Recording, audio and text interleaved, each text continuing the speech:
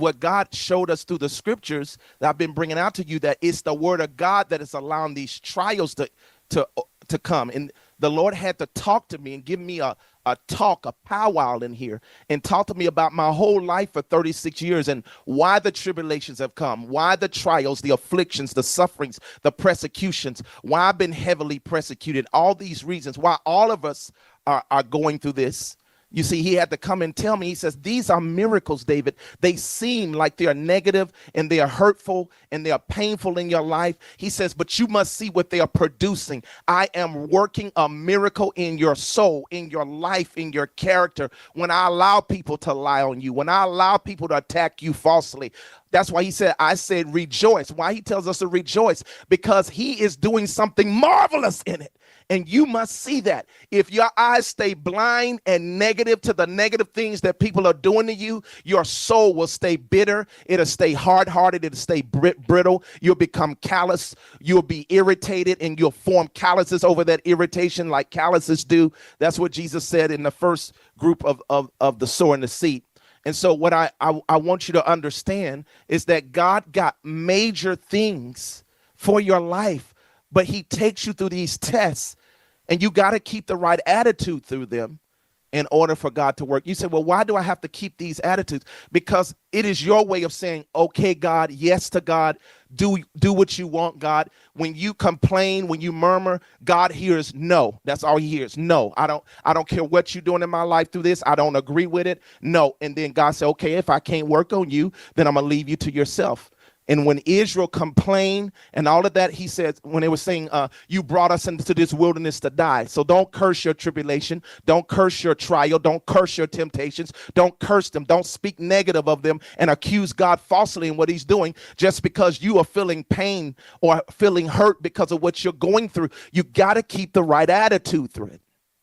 And because they didn't, and they said, you brought us out here to die. They accused God falsely of being a sweet, loving father, that he would, even though it was hard, he was taking them through that difficulty so he can get them to the promised land. And because they said the wrong thing in his ears, he was upset. He says, you accused me of wanting to kill you when I brought you through the Red Sea and I caused all your enemies to drown. Christians are like that today. They start blaming God after all the miracles he's done for them, after all the goodness he's shown them. They start having a negative opinion. And so this teaching is to give you glad tidings about what God is doing in the midst of negative things, what God is doing in the midst of things that look like they are going to destroy you and they mean for your evil. Listen, like Joseph said, your enemies mean it for evil, but God for good. You must always never charge God foolishly. You must always see it's for your good. You know, it says, and now we know that all things work together for good to those who love God and are the called according to his purpose. So this is what you must understand. And I feel like a lot of people are missing heaven. They're missing the promised land here on earth. The promise that God he want to give them in their life. They're missing these things because they are negative. They're becoming, their heart is becoming bitter over what they go through. And I come here, God says, tell my people this.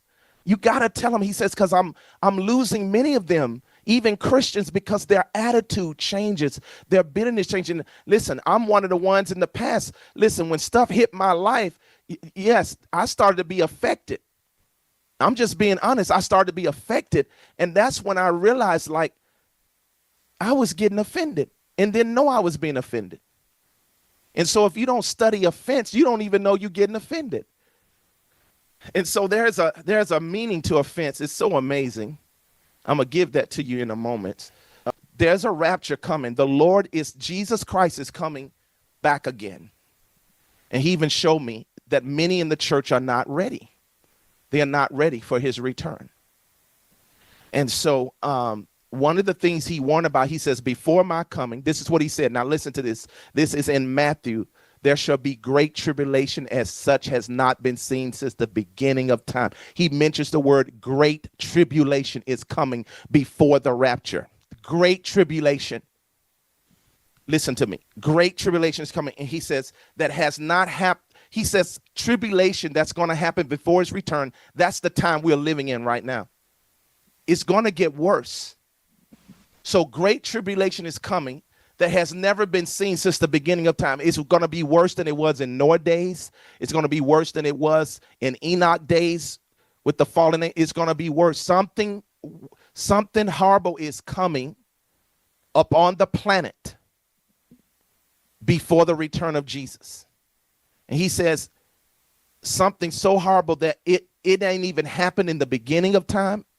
And then he says, and it will not ever happen again. In other words, whatever is about to happen is not even going to be bad like this ever again. So you got to understand, we're going to be living in the worst time of any tribulation that has ever come before us or after us. So this message on how to deal with tribulation, how to walk with God, you understand, is important, because if you don't handle the tribulations God allowed to arise in your life for the reasons that I begin to tell you, then you're definitely not going to handle the great tribulation time.